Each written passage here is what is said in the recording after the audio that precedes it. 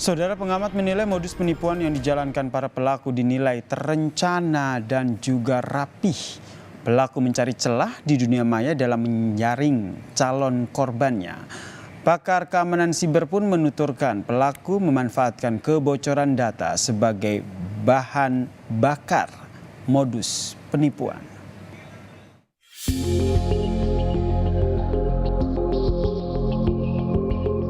Dengan follow seller ini atau like seller ini begitu, nanti akan diberikan keuntungan nggak akan banyak gitu, ada yang mulai 40.000, 50.000 begitu. Nah kemudian nanti akan ada di dalamnya itu kayak drama yang seolah-olah adalah keuntungannya itu bisa lebih sebenarnya.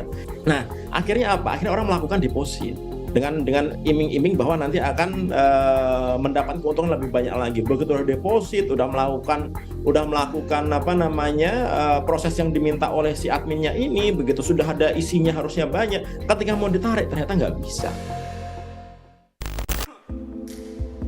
Kasus penipuan kerja paruh waktu online yang menjerat banyak korban lantas menjadi perhatian dari para pengamat.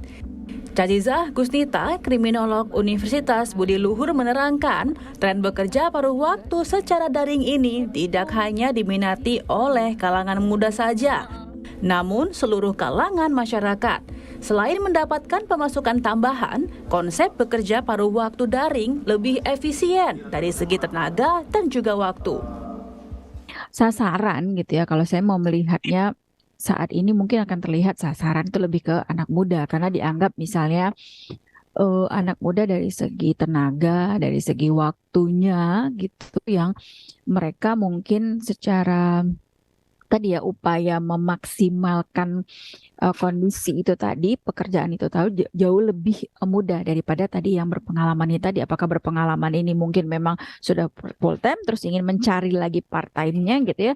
Tapi sekarang kalau kita mau melihat anak muda ini tadi kan bisa jadi tujuannya mereka pun memang ada juga yang memang tidak mau full time. Dalam arti dia kan terikat ya dengan segala keteraturan full time tadi. Tapi kalau paruh waktu tadi, dia bisa mengatur jam kerjanya, dia juga bisa melakukan hal yang lain lagi gitu kan. Jadi banyak keuntungan yang mungkin akan dilihat kaum muda ini dengan kerja paruh waktu ini tadi gitu. Sehingga memang kemungkinan besarnya peminatannya memang mungkin di kaum muda, tapi bukan berarti juga ya pasti ada beberapa yang memang part time ini juga diminati oleh kalangan yang berpengalaman juga gitu. Keuntungan tersebut pula yang menjadi celah bagi pelaku untuk memperdaya korbannya. Ditambah masifnya pergerakan teknologi memudahkan pelaku menjalankan aksinya. Kriminolog juga menilai para pelaku lihai dalam memainkan sisi psikologi korban untuk dimanfaatkan. Kejahatan itu kan berkembang seiring juga meningkatnya teknologi gitu ya. Kalau dulu hanya ojek pangkalan, sekarang sudah ada ojek online. Dengan adanya ojek online, ya jadi bisnis kejahatan pelaku itu melihat ini sebuah bisnis kejahatan yang memang harus dimanfaatkan. Karena kan tadi kalau kita bicara bisnis kan berarti ada keuntungan di dalamnya. Nah, kejahatan pun juga melihat itu kan tentu saja akan bicara soal keuntungan tadi. Nah, melihat karakteristiknya kondisi-kondisi lingkungan sosial dan karakteristiknya pekerja-pekerja ini tadi yang menggunakan part time tadi. Nah, inilah yang peluang inilah digunakan tadi.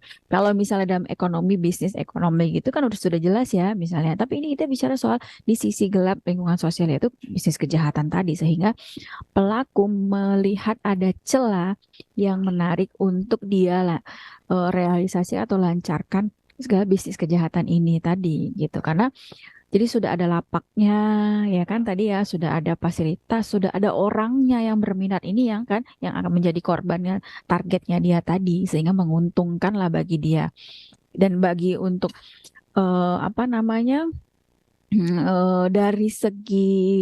dari segi penghukuman atau pencarian terhadap kejahatan-kejahatan ini akhirnya kan membutuhkan waktu tadi misal dia melakukan penipuan yang dari segi keuntungan satu orang mungkin tidak banyak tapi kalau orangnya banyak akhirnya lebih dari dia kan akan melihat secara psikologis korbannya ya sudahlah ini ini hanya segini misalnya gitu ya, sudah tidak melapor, tidak ada yang melapor, tidak ada yang melapor. Jadi ini yang dimanfaatkan bisnis kejahatan ini untuk tidak hanya tadi secara ekonomi, tapi psikologisnya orang tersebut gitu.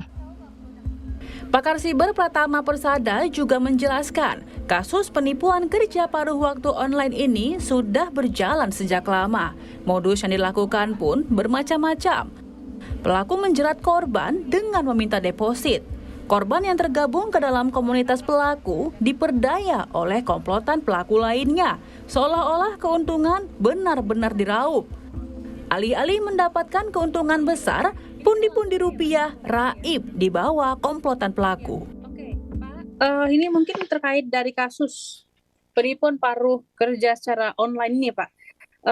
Bapak sebagai pengamat multimedia begitu. Nah, ini bagaimana melihat modus penipuan ini berkembang di media sosial, khususnya penipuan berbasis tawaran pekerjaan ini, Pak?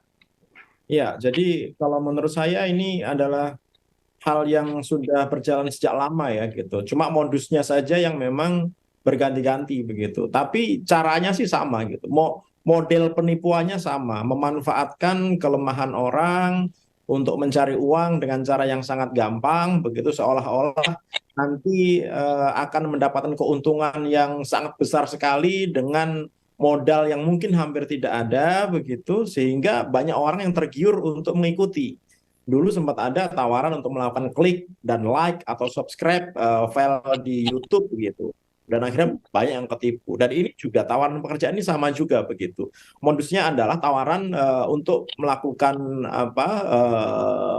follow atau melakukan like atau melakukan rekomendasi terhadap suatu produk yang ditawarkan kepada orang-orang yang ingin memanfaatkan waktu luangnya untuk mencari uang begitu. Nah, modusnya tawaran apapun itu, kemudian si penjahat ini dia akan membuat suatu grup, biasanya grup Telegram, karena di grup Telegram itu kita tidak perlu menggunakan nomor WA gitu, atau bisa menggunakan nomor WA palsu gitu, sehingga ketika masuk ke dalam grup Telegram tersebut, di dalamnya itu sudah ada grup-grupnya dia, kelompoknya dia begitu. Nah, awal-awalnya memang nanti akan diberikan keuntungan. Oke, dengan follow seller ini atau like seller ini begitu, nanti akan diberikan keuntungan. Keuntungan nggak akan banyak gitu. Ada yang mulai 40.000, 50.000 begitu. Nah, kemudian nanti akan ada di dalamnya itu kayak drama yang seolah-olah adalah keuntungannya itu bisa lebih sebenarnya kalau kita mau mengikuti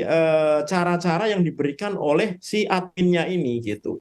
Nah, nanti akan ada tuh beberapa temannya, gerombolannya itu akan memberikan bukti screenshot, oh sudah transfer nih 10 juta, udah transfer 20 juta begitu. Nah, kemudian akan ada lagi nih, oh saya sudah bisa withdraw atau menarik keuntungan 50 juta nih, saya sudah menarik keuntungan 100 juta begitu.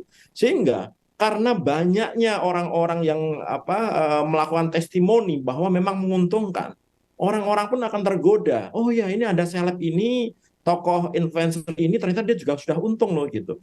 Akhirnya apa? Akhirnya mereka juga melakukan deposit uang.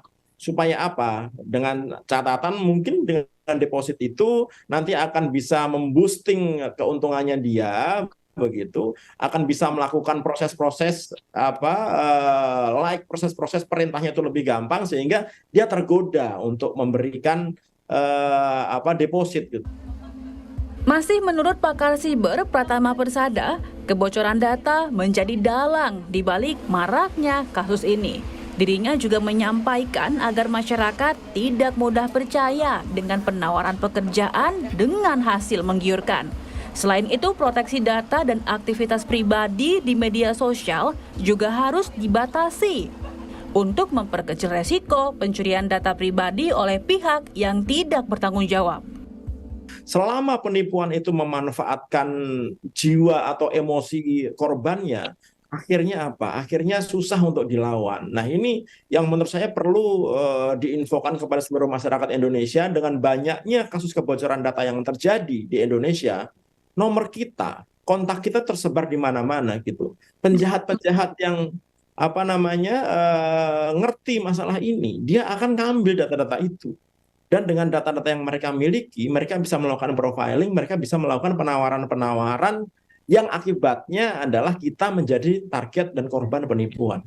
Ketika kebocoran data pribadi itu terjadi, dan terjadinya itu adalah di sistemnya penyelenggara sistem elektronik begitu, kita nggak bisa berbuat apa-apa. Kenapa? Karena kita sudah mempercayakan data kita kepada penyelenggara sistem elektronik yang harusnya mereka menyimpan data kita dengan baik dan benar. Tapi ternyata terjadi kebocoran dan dimanfaatkan oleh penjahat-penjahat itu untuk menjadikan kita target kejahatannya. Jadi yang bisa kita lakukan saat ini adalah waspada. Kita harus berpikir bahwa kita ini adalah menjadi calon korban. Saya pun juga calon korban sebenarnya. Jadi dengan bocornya hampir seluruh data masyarakat Indonesia, nggak ada yang selamat. Saya bilang nggak ada yang selamat masyarakat kita ini gitu. Baik itu udah tua, muda, jabatan manapun gitu, nggak akan selamat. Kita ini hanya akan menjadi korban dan calon korban saja. Nah, cara yang paling benar gitu untuk menangkal kejahatan-kejahatan ini adalah kita waspada. Menebar janji manis di awal, menelan pil pahit kemudian. Korban terus berjatuhan dan pelaku masih bergerilya untuk menjerat para korban. Para korban yang terjaring pun tidak tinggal diam. Mereka menaikkan hal ini karena hukum untuk mendapatkan titik terang dengan harapan para aparat kepolisian dapat menindaklanjuti para pelaku dengan tegas. Intan Zibara, Roy Ilman, Kompas TV, Jakarta.